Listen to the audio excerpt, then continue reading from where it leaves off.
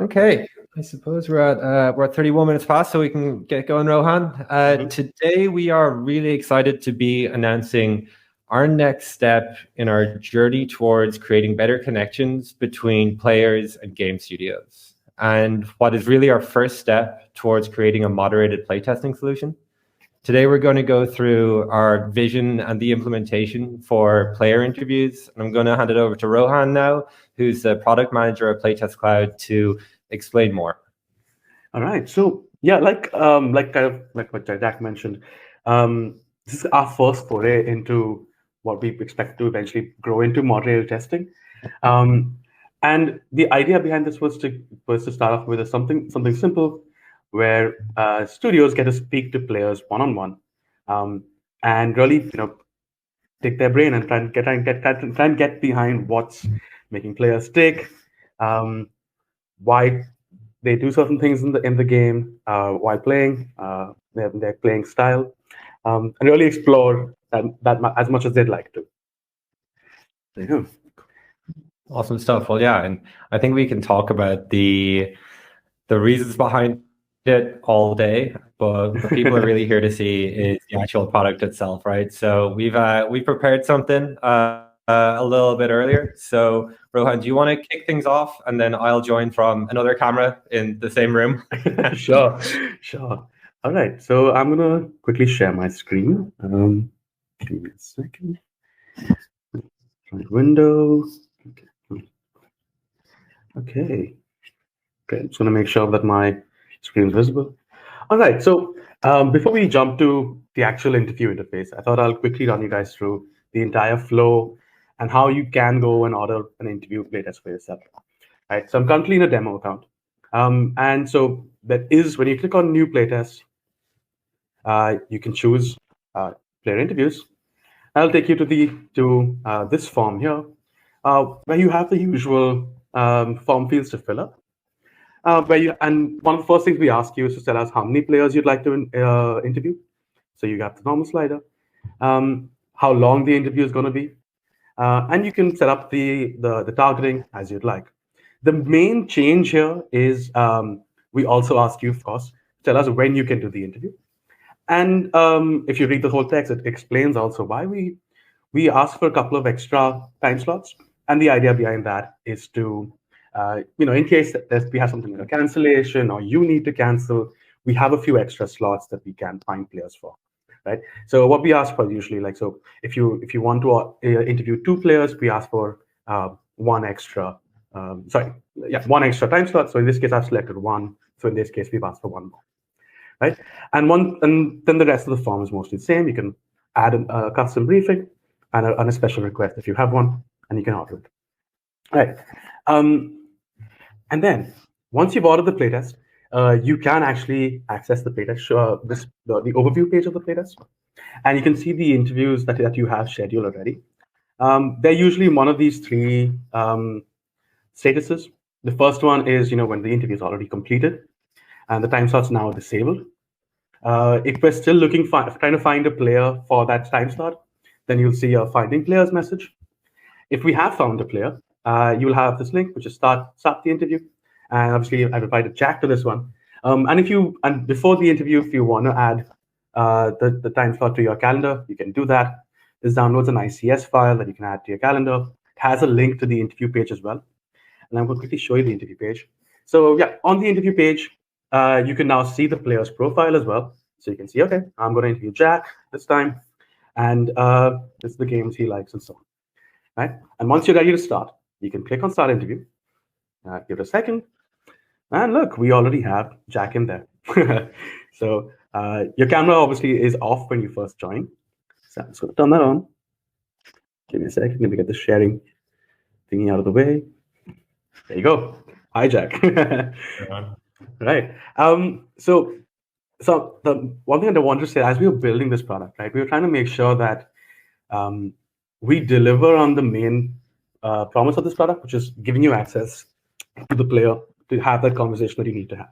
So as you'll see, what we've tried to do with the product is make it as invisible as possible, and at the same time be as helpful as possible. So when you're in this interface, you can see we've got little Jack's name in there in case you forget mid-interview. We've actually seen that happen before. So we want to make sure that the name's mentioned in here. Of course, you can turn your microphone on, microphone off, video camera on, camera off. You can share your screen as well. And there are a couple of more options here. One, of course, I can enable and disable background blur, right? And there's also, in case there's an issue, it can happen. One, for example, sometimes players, it could happen that player doesn't show up, they got the time wrong, had to cancel last minute, something like that. Or there's some issue, player gave the feedback that was so amazing that you had to do another one. So you want to mention that to us for some reason. You can do that as well from here. I'm going to cancel that. And then there's one interesting feature that I do want to talk about. It's called observer mode.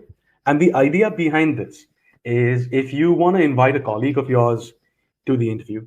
So some examples of this could be it's your, one level above you, your manager, or your dev team, or a level manager who don't necessarily want to be in the interview and ask questions, but they do want to listen in on the interview. One of the great pieces of feedback that I got from some of our early users of this product was that it's a great way to get people excited as well, because it's an event that they can now join. So they join the interview. When they're in observer mode, they are not visible to the player. So the player doesn't. The concern was that if there are too many people in the interview, the player can feel a little conscious, may feel a little bit like there are 5 people watching me at the same time. And you don't want that. You want them to focus on the interview and keep it light, right? And that's the main objective with observer mode. The only caveat and the way you want to make it work is that there need to be 2 people from your studio in the interview for you to be able to use observer mode. Because of course, the main reason for that is we don't want a situation where the player is by himself and 2 people, and all the other interviewers are in observer mode, so they don't see anyone as part of the interview, right? So that's the reason why we have that. You need to have at least 2 interviewers for observer mode to work, where 1 person can be in observer mode. All right, I think that's everything that I wanted to cover.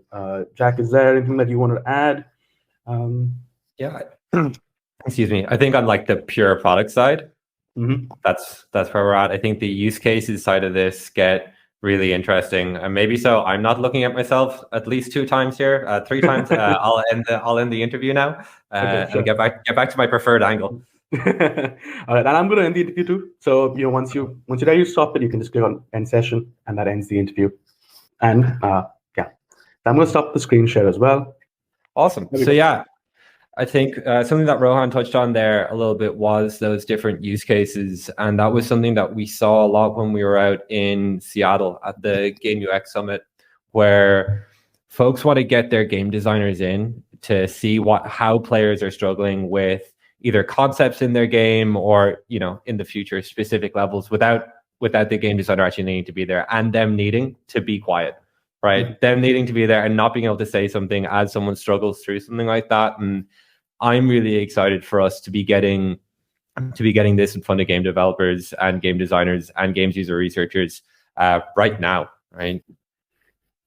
Yeah, and we've seen actually a bunch of different use cases for this, right? I've even seen people try to explore vague concepts, so what is bad behavior in a game, for example?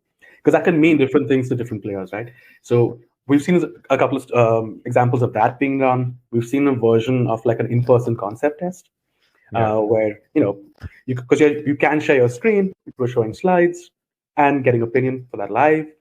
We've even seen one where they did a live competitor test, because they use gameplay videos from other games, and then got a player's opinion on, hey, what do you think of this game and this mechanic in the game, and so on. And of course, just straight up interview to say, I want to dig deep, I want to know more. Yeah, I think something about this that has been fascinating for me. So I've been at PlaytestCloud for a little while, and through my role, I've watched a lot of videos. Right, I have watched a lot of playtest videos. I think there are probably only a handful of people who have watched more. And I remember when you and I did the first player interview, when nothing worked on the very first one, but on the second one where we were actually able to talk to people, the difference in being able to have that, okay, it's virtual, but still face-to-face interaction, like really probe people and like connect with them better is something that is just so exciting. And it's such a powerful tool that we're finally adding to our games user research toolkit.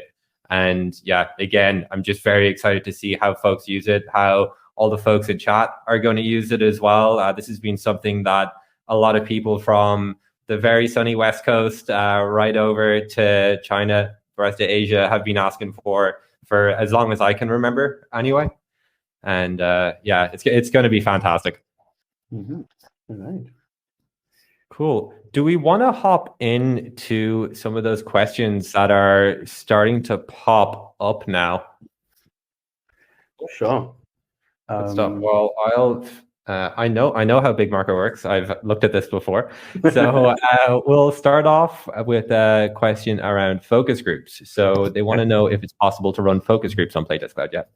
Not right now, not with the current product that we have. Right now, it's a one-on-one interview where you speak to one player at a time. That's where it is right now. But of course, we do have it in mind that we want to expand the product to eventually allow focus groups. That is in the pipeline, just not available right now. I need you to be a little patient for focus groups to be made available. Cool. And another question here is, what options do we have to share content in case we use the interview for concept or usability testing? So in the interview, of course, you have the option of sharing your screen. So, a kind of like maybe a more guided version of that could be done, where you're controlling this cursor and like talking the player through it. But you also have the briefing section, so you can share things with the player beforehand. At the moment, with the way the product is right now, the player can't share their screen. So there is that drawback. But yeah, you still could share your screen and talk them through it. Yeah, I think it's also important to mention here that right now, because we're mobile first, the player needs to be on their mobile device. So they need to be on an iOS device or an Android device right now. There is plans to change that, which opens up many avenues for PlaytestCloud in the future. And we're very excited about that as well. Another question here, and this is one that has come up a little bit before. It's do players have to show their face? Can you specify that the video is not a requirement? For example, that it's just a verbal conversation when ordering the study. They're wondering about this so we can open up the potential pool of players to talk to. And I think I'll take that question from the upside, right? Yeah. So the product, Rohan's like, yeah, of course the product can do that. And so from us, from project management and community management, we love to see that kind of thing. We know that not every player wants to have their face recorded. Not every player is able to as well, whether that's down to, like a poor internet connection or their device being broken or something like that. And we're happy to accommodate any requests like that as a special request. It might be a little bit funky at the start, but anything like that we can accommodate. We do also have the ability to blur any content after the fact so that it's not visible in the screen. Cool. Another question here around an estimated time when focus groups are going to be available. I don't know about that from the product side specifically, but I would like to mention that the project management team are able to run focus groups using other tools right now. So if you want to run a focus group, just reach out to us, hello@playtestcloud.com. And now I'll let Rohan take over from the product side on that. Yeah, from the product side, we do have it in the roadmap for this year, but in the second half of the year, and for at least a product, usually the further out it is, the more on shaky ground it is. So for now, it's still on the roadmap, but there are no promises at this point in time. A share screen option for players, that is in the works, right? Yeah, and that's more closer, is what I can say. So more likely to happen, definitely, within this year. And is there a chat option available? Not right now at the moment, but again, it's one of those. It's with sharing your screen. like I said, the first version of it was the big focus was allowing conversations to happen in a more verbal, face-to-face kind of way. So we haven't included chat at the moment, but we know it's an important requirement and it's up there in the priority list. All right. And yeah, what if I don't want to show my face as the games user researcher? Is there an option for me to do that? You can, but actually from more from an ops perspective and an experience perspective, I don't know if that's the best because you're trying to build a rapport with the player. But of course, if you feel like that you want to do that, of course you can.